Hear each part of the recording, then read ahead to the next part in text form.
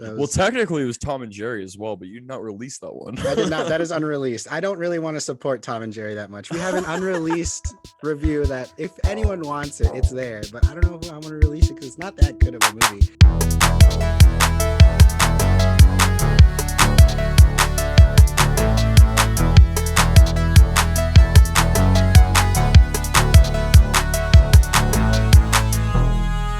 Welcome to a special episode of History of Popcorn, where we're doing some late night reviews again. Our last one was what was our last one? Coming to America. Coming to America, yes. But this next one is I like it. Late night review for History of Popcorn is Cherry, the Russo brothers follow-up to Avengers Endgame. Their big blockbuster. We have to remind people, because people are forgetting that this is directed by the Russos. This is not produced by them. This is their follow-up. This is a legit follow-up. It's not like 21 Bridges, where they only produced it. This is they directed this one. Since joining the MCU, they've done a lot of producing because they got that money now, so they get to do all the things they want. Exactly. But Cherry is a movie that stars Tom Holland as an army medic suffering from post-traumatic stress disorder who becomes a serial bank robber after an addiction to drugs puts him in debt. It's based on a book. Debt.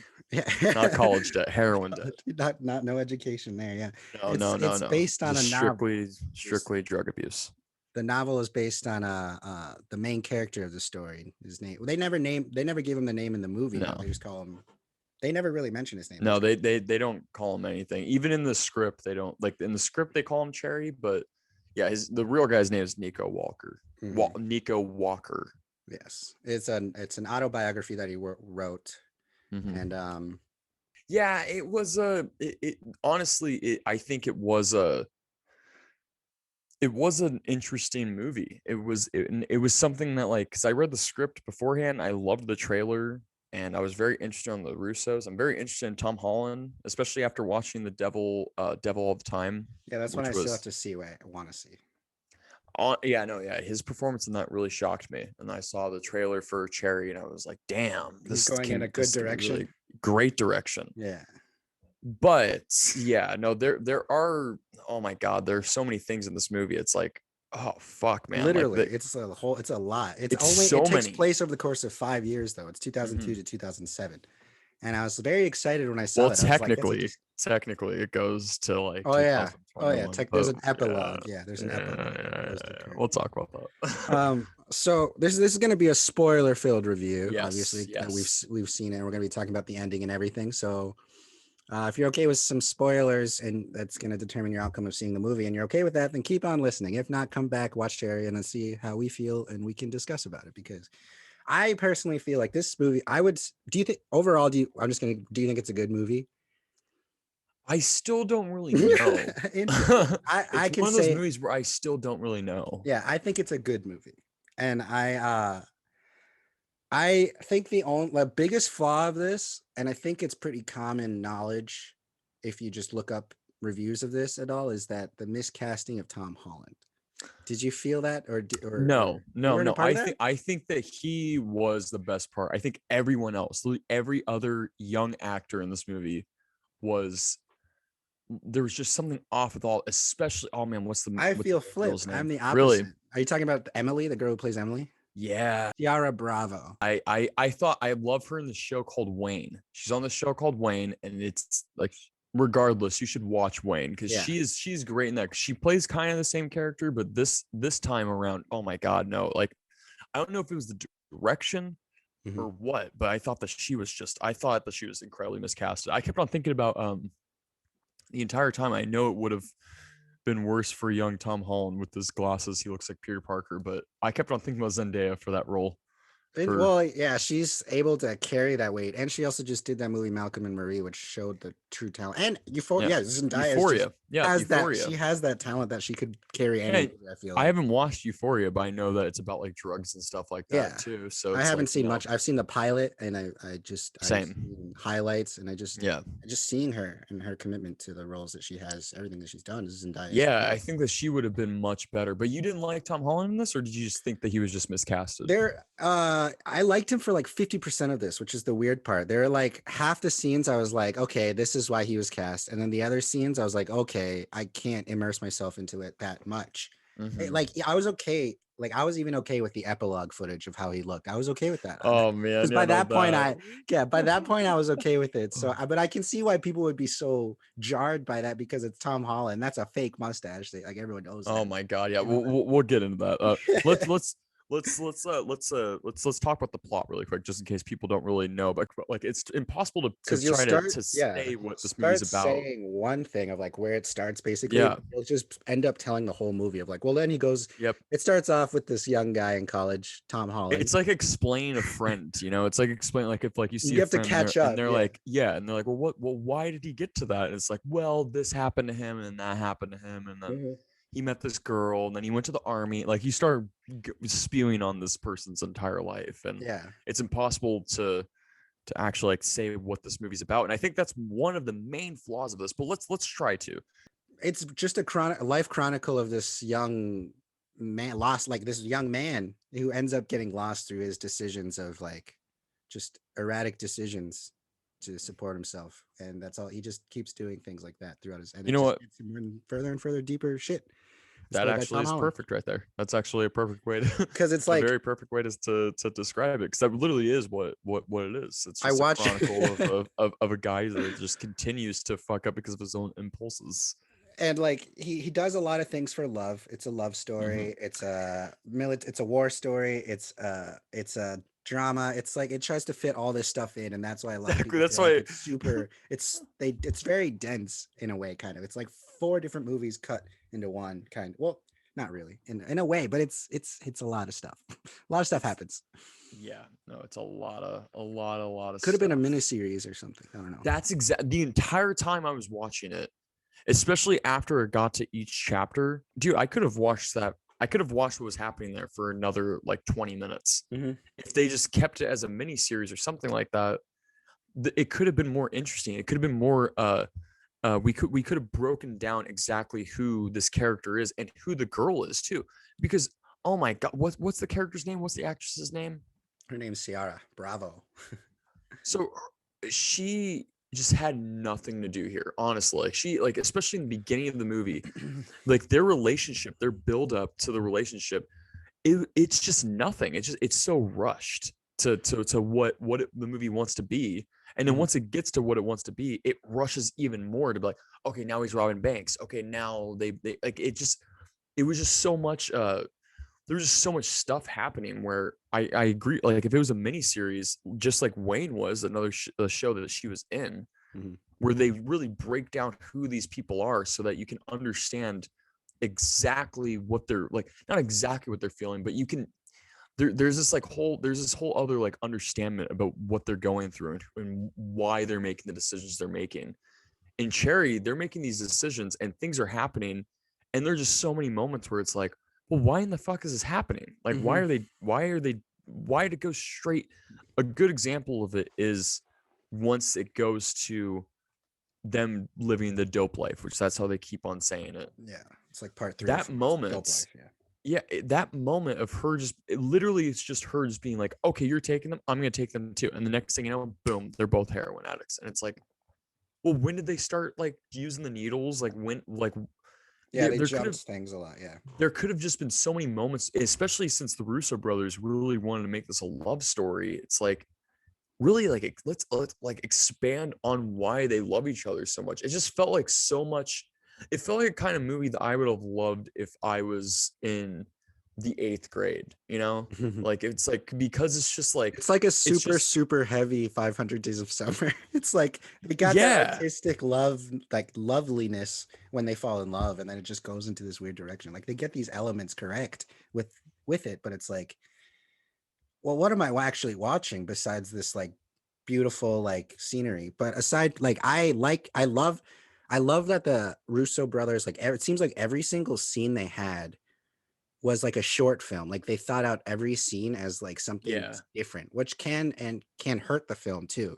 Cause it's like, well, all these pieces visually don't really fit sometimes because there's so many different visual aspects to it. And it kind of goes in that direction in a way, but that's also because the directors are playing with different types of drug use and its effects and stuff like that. But like when he does ecstasy, they make it super bleak and bland instead of adding a bunch of colors like a lot of other movies would do, because ecstasy is a, you know, a stimulation drug that's enhances everything usually in movies like that. Yeah. And it did the exact opposite of that. And I was like, that's cool. But then that's in the first like 35 minutes maybe, and there's a whole nother Exactly. The 2 first hours. 35. There's like still 2 hours left where they can experiment with different camera styles and aspect ratios and colors through the drugs. And it's like, that was fun for a while. But then after a while, you're like, well, I liked it, but I can see how some people would be like, I don't understand the choices they make sometimes. Like, when you were saying like the love story and stuff, I love the way the directors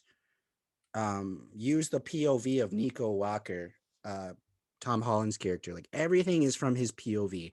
Absolutely nothing is different, broken from that. That's why when he sees the girl he loves, nothing else is going on. You can't even force yourself to focus on anything because it's literally blurred out except for them. And that happens for every single scene. And I like that part of it. And that's I why liked that too. it's kind I of, liked that too. that's why I think a lot of things are missing. And it is a book, so you can take so much from the book. I don't know. Well, see, and that's why that's why I think it would have been a better miniseries, because I do like that. I'm with you. Like, there was a good point, like the first like 35 minutes or so, I actually did really like, and I did like that. I liked how like a lot of things were blurred out, and like the way that they filmed things, especially like in their edits. It felt like Edgar Wright, but it was a lot more of a subdue version of what he does. But it has that like that crazy effect, cinematic style. Yeah, you're like, oh, Yeah, you feel this film in a way, just yeah. by the way it looks. And honestly, like I give them that. You feel every single moment of this movie, especially of the character. You feel every single thing that he's doing, but it's just everyone else around him. And I know that I agree with you. In the first 30 minutes when they were doing that, it worked. But then after a while, it just became this like, well, who the hell is this? Why are they doing this? Like, what's happening here? Like, there's one part where they need to break open a safe and they call that one friend and he just randomly says in voiceover, and the voiceover, oh my God, but he just randomly says in voiceover, oh, he used to be he used to work at this Oh yeah, he used to be a safe cracker for the so and so. And it's like, that could have been like, there's so many things that happen in this movie where it's like, this could have been said forever ago. And like, even if it was like just passing by dialogue or anything or whatever. But the thing is that I really just did not, it just did not jive with me, was that all of these secondary characters just did not feel like real people. I think that there are a lot of good things here, but it's like especially a study. like It's some like of the acting. It's like a film study. It's like, Yeah, what worked with this scene? It's like, well, the directing worked, the acting, exactly. the characters were weird. You can learn a lot from this film, I think, as a person who loves, like, who 100%. wants to do films. I think you'll get something and you'll learn something from this film. And I honestly do think it's going to be one of those movies where I'm going to look back at it and be like, oh, okay, like I see what they're doing now, because I did read the script and I was just so excited for it. But in the script, like there are plenty of moments, there are plenty of lines of dialogue and things where it's like, when you're reading a script, it's just like what Elijah says, like sometimes you just see the paper on screen instead of just having the character and everything just flow. I read the script and also reading the dialogue there, being like, okay, that's kind of clunky. Hopefully they'll change it. And then once you see the movie, it's like, oh, okay, they didn't change. Yeah, it's kind of clunky. Change a lot. It's like, this is just how they kept it. There's a lot of dialogue, especially with the relationship, the love story, where it's just like, this feels like a montage. This feels like a trailer. This does not feel like a real moment. The moments. They handpicked the moments from all the heart-wrenching movies from the last 20 years. Yep. And they slightly angled it to make it fit. There's all the same kind of generic stuff of like, you're it for me. From the very beginning, you are it. It's like, come on. Yeah.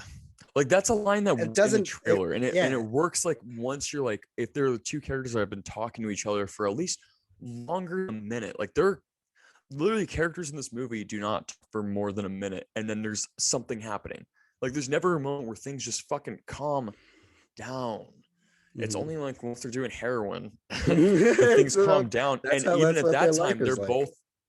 Oh no, totally. But even in those moments, they're still like jumping over each other, and I get everything that they're doing with the movie, 100%.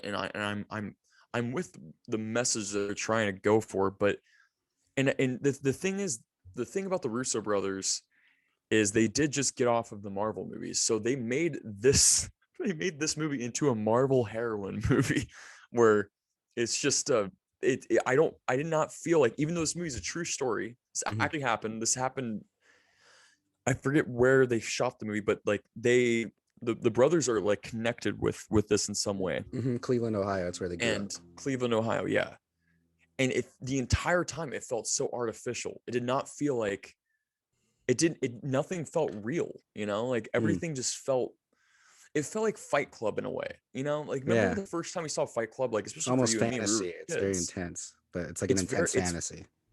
Yeah, it's fantasy, but nothing really fantastical happens. Everything that happens just feels like the world is just so far reaching. Like it's hard to imagine yourself there in a way, kind of. It's like, whoa, this is kind of. But I wanted to compare the directing and stuff and the scenery from that they were doing with Cleveland, Ohio, to Last Black Man in San Francisco in a way. That's what I was comparing their shots to, because you could definitely tell that they loved this city by the shots they had, by the lingering, the drone shots, the train shots, everything about it. Like you can tell they really wanted to put emphasis on the city that they knew, and it's very prevalent. And sometimes that doesn't work for people, because it's like when you notice the editing or directing or something, sometimes it can be really bad. Like the best editing and best cinematography, according to Roger Deakins, who's my favorite cinematographer, the best cinematography is invisible. There's so many shots of this that are beautiful, and like it is like whoever like was the cinematographer for this movie, like they did a really, really great job. And the editing isn't bad too, but it's literally just characters and story. Those are the two things that are most important in a movie for me, that were just completely, they're just put on the sidelines for like, oh well, look at this next flashy shot, look what we did here, like we have a shot of a colonoscopy. It's like, oh yeah, cool, the creative shots. I saw this in Uncut Gems already in a better way. Yeah. I want to actually know who these characters are, who these people are, like, but in the end it's just like you don't know. Like I just did not know exactly who they were. It should have started with him coming back from war, or at least toward the end of his war, of him being really messed up, and then having us see how much he's changed from his wife's perspective or something in a way. But it was all from Cherry's perspective. But yeah, I feel like that could have been a more meaningful story that way, of just unraveling that story that way. But the fact that they see you from Cherry from beginning to see his whole transition, it doesn't feel as profound. It is heavy and it is hard to see because of what he went through, and the fact that you will realize that it's a true story from this guy. But I agree that a lot of the things that they needed to put on in the beginning, they kind of rushed, and this pacing of this movie is very, very off. Oh yeah. But aside from that stuff, I think a big part of it was the casting of Tom Holland, because I kept getting out of it when he was doing some intense scenes. I'm like, I just see Tom Holland. Like same thing when I say Joseph Gordon-Levitt, it's too famous. His face is too famous. I thought they should have put Michael Gandolfini as the main character, who's in this movie too. He plays the cousin Joe. He's James Gandolfini's son. He's the kid who's like, I'll punch you in the dick. I was like, I would have liked to see this kid character, actually. I would have liked to see more of him, because he seemed like he was committed in a way, but he's making his debut with the Many Saints of Newark or whatever. The prequel, The Sopranos, which is a good debut. Yeah. But I felt like that this he could have done a really good role, because I was really intrigued with his performance. Maybe this is just a world where Peter Parker did not get bitten by a spider. Oh, it just goes downhill. Like in the end, like it's just the characters. It's like you can have these characters do terrible things, but there has to be a meaning to it. And I just did not feel like there was any meaning to what the Russo brothers were doing. I felt like that they were just interested in just showing how clever and cool their shots were, I saw this with my brother, and he was like, he was like, I have no idea where this is going to go. And I'm like, I actually don't know where this is going to go either. And like by the end, I kept thinking, like, is he going to get help? Are they going to give people answers for people dealing with this? Are we going to, like, what's going on with this? If they're giving us this problem, how are they going to be giving us this solution too? Because as a filmmaker and as a person addressing questions and issues, you should also be addressing solutions in that way, rather than just stirring up drama, or even just problems, not drama, but I felt like the Russo brothers just left it 100% get what open. you're saying. Yeah, they left it up Yep. open in the air at the end by at the end, the epilogue, which isn't a chapter in the book that he gets out 2021. That is going to be true, but he did not write that in his book. The ending of his book is when he gets arrested and shoots heroin for the last time. That's how the book ends. All right, gets arrested, and then having that typical, like, it has the text where it's like he went to jail and he found help. He wrote a book. He wrote this book, and that's the result. But they never did that. They just said he got out. He's still the same girl, and which is good for the love aspect. Girl. Yeah, that's good for the love aspect. Awful. Like, they persevered through the PTSD and they broke the toxic cycle. That's not all it really addressed. They just, I don't know. Yeah, I didn't see any solutions about this. I don't know. Like, there was just something about every other like secondary actor was just, it felt like so generic. Besides his friend, which friend? His main friend, his childhood friend. The safecracker? Yeah, the safecracker. I thought he was great. There are two cameos that I really like about this movie. I want to mention is Damon Wayans Jr. and Thomas Lennon.